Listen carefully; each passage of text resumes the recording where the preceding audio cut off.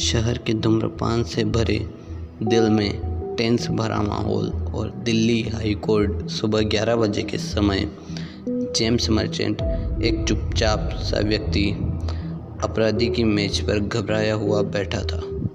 उसकी आंखें अपने वकील और जज के बीच उलझी हुई थी।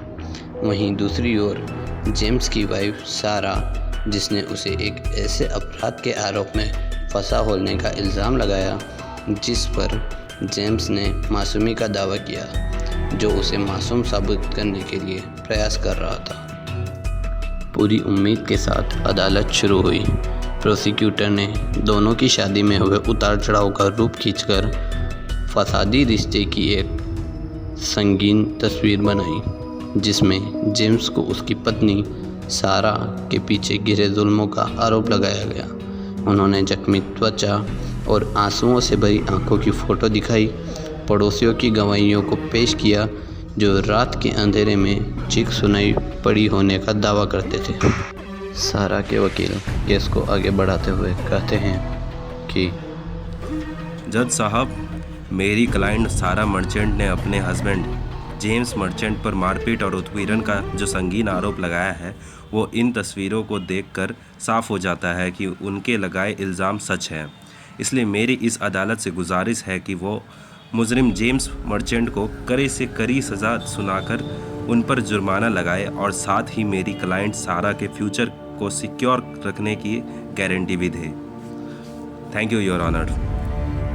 अब प्रोसिक्यूटर और जेम्स मर्चेंट के वकील अपनी दलील पेश करते हुए जेम्स के डिफेंस में कहते हैं, जज साहब, हर सिक्के के दो पहलू होते हैं, इसलिए हमेशा सिर्फ मर्द गलत हो यह भी जरूरी नहीं होता।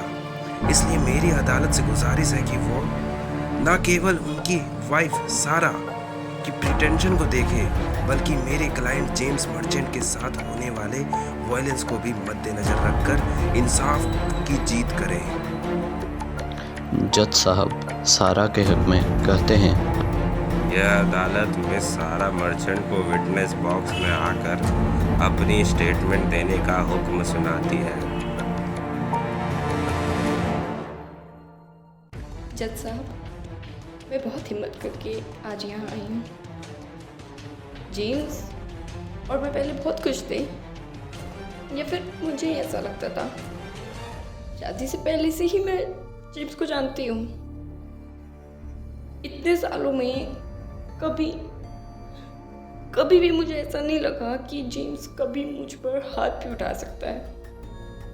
जेम्स बहुत शांत स्वभाव का आदमी था।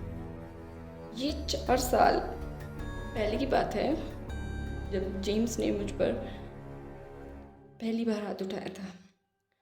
वो सिर्फ एक थप्पड़ था, इसीलिए मैं मूव ऑन कर गई। लेकिन मुझे जरा सा भी अंदाज़ा नहीं था, पता नहीं था कि एक थप्पड़ मुझे इतना भारी पड़ जाएगा। उस एक थप्पड़ के बाद मैंने जेम्स को माफ़ी मांगने पर माफ़ तो कर दिया, लेकिन कब तक मैं ये सब बर्दाश्त करती? कब तक मैं इसको बार बार माफ़ करती? धीरे धीरे जेम्स बहुत ज़्यादा वायलेंट हो गया। कभी खाना ना ढंग से बनने पर, तो कभी शर्ट पर दाग लग जाने पर। जज साहब, शादी के 4 सालों में से सिर्फ 2 महीने ही मुझे शांति के मिले हैं। 3 साल तक, पूरे 3 साल तक इस आदमी ने मुझ पर हर दिन जुल्म किया है। एक बार तो मेरा हाथ भी फ्रैक्चर हो गया था। मेरे पास डॉक्टर की रिपोर्ट भी है। जज साहब, मैं चाहूँगी कि आप मुझे न्याय दे रहे हैं। मैं चाहूँगी कि आप जेम्स को कड़ी से कड़ी सजा दें, ताकि जो दर्द मुझे हुआ हर दिन, वो इसको भी हो। अब अदालत मिस्टर जेम्स मर्चेंट को विटनेस बॉक्स में आकर अपने डिफेंस में कुछ बोलने का आदेश देती है। जेम्स मर्चेंट बहुत देर चुप और खामोश रहने के बाद कहते हैं, मुझे अब ज़्यादा कुछ कहने की ज़रूरत नहीं है, क्योंकि वैसे भी अब सिर्फ सारा की गवाही ही मायने रखती है।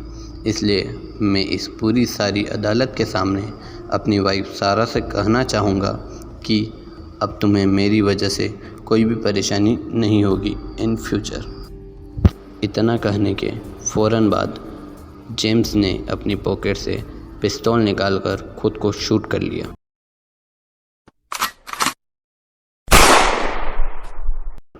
और अपनी मुट्ठी में बंद एक लेटर को नीचे गिरा दिया, जिसमें लिखा था, मैंने बहुत कोशिश की एक अच्छा हस्बैंड बनने की, मगर मैं फिर भी सारा तुम्हारे दिल में अपनी जगह नहीं बना पाया। मगर मैं सबसे इतना ज़रूर कहना चाहूँगा कि मैं वायलेंट हस्बैंड नहीं था, बल्कि मैं तो खुद ही वायलेंस सह रहा था। शादी के इतने सालों तक हर बार हर टॉर्चर सहा मैंने, मगर बस अब और सहने की ताकत नहीं रही मुझ में।